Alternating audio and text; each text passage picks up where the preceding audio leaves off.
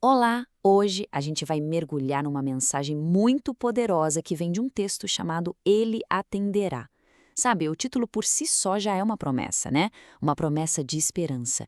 A ideia de que mesmo naqueles momentos mais escuros existe uma resposta. Vamos juntos descobrir que resposta é essa?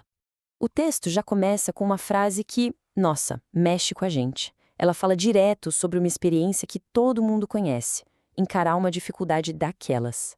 É um ponto de partida que conecta todo mundo, porque vamos combinar?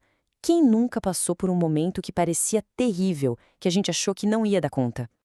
E é exatamente aí que a primeira parte do texto vai fundo. O autor define esse conceito, o instante terrível, não como se fosse algo fora da curva, uma exceção, mas como uma parte da nossa jornada aqui na Terra. Faz parte do pacote.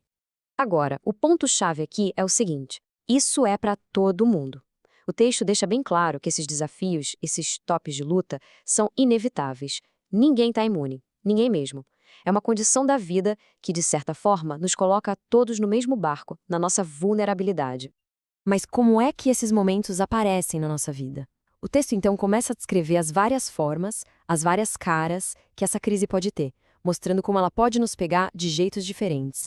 A primeira face que o texto menciona é a da doença. Aquela luta com o nosso próprio corpo, sabe? A fragilidade física que pode testar nossos limites de um jeito muito direto, muito visceral.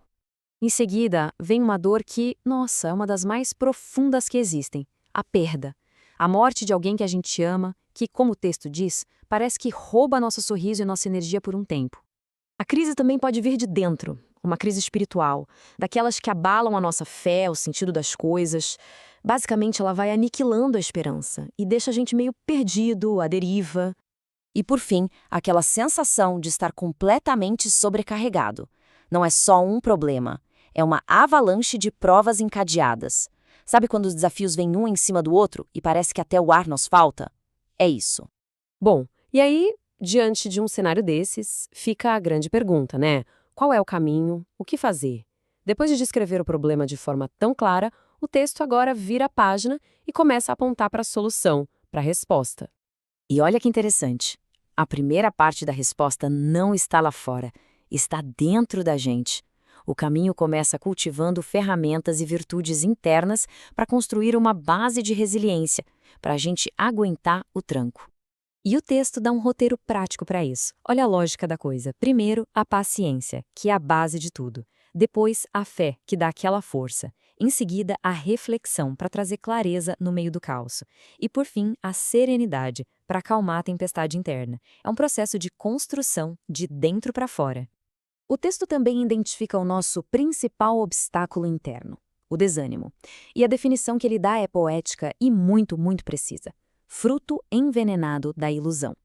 A ideia é que o desânimo nasce de uma visão distorcida da realidade, uma ilusão que faz a gente se sentir pequeno e sem esperança.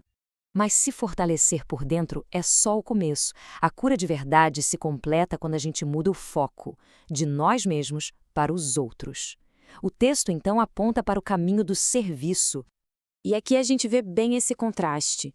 De um lado, o coração todo bagunçado, magoado, enfraquecido pela dor.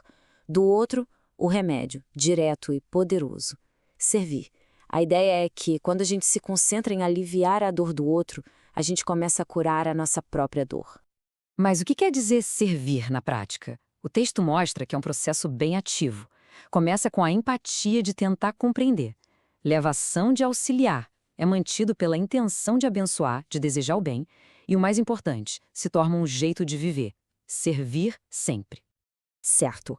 Mas e quando a nossa força interior acaba? E se até a ajuda dos outros falhar? É aí que o texto nos leva para a camada final, a mais profunda de todas. Essa frase poderosa já prepara a gente para esse alicerce definitivo. E esse suporte é descrito como infalível, inabalável.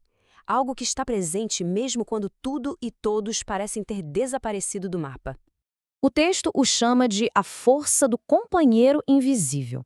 É uma presença constante que nos acompanha em todos os momentos, mesmo que a gente não se dê conta. Está conosco, como diz o texto, à frente e à retaguarda, à esquerda e à direita, por todos os lados. E a confiança nesse apoio vem da sua constância. A lógica é simples e profunda. A mesma força que nos ajudou a superar os desafios do passado continua disponível para a gente hoje e sempre. É uma fonte de segurança que não se abala com o tempo. E assim, o texto chega à sua conclusão reveladora. Esse companheiro invisível, esse apoio que nunca falha e que responde nos momentos de maior necessidade, atenderá pelo nome de Deus. É a resposta final e definitiva àquela pergunta do começo, fechando o círculo de dor e cura. A questão que fica para a gente pensar é como essa percepção pode mudar a forma como a gente enfrenta o nosso próximo instante terrível.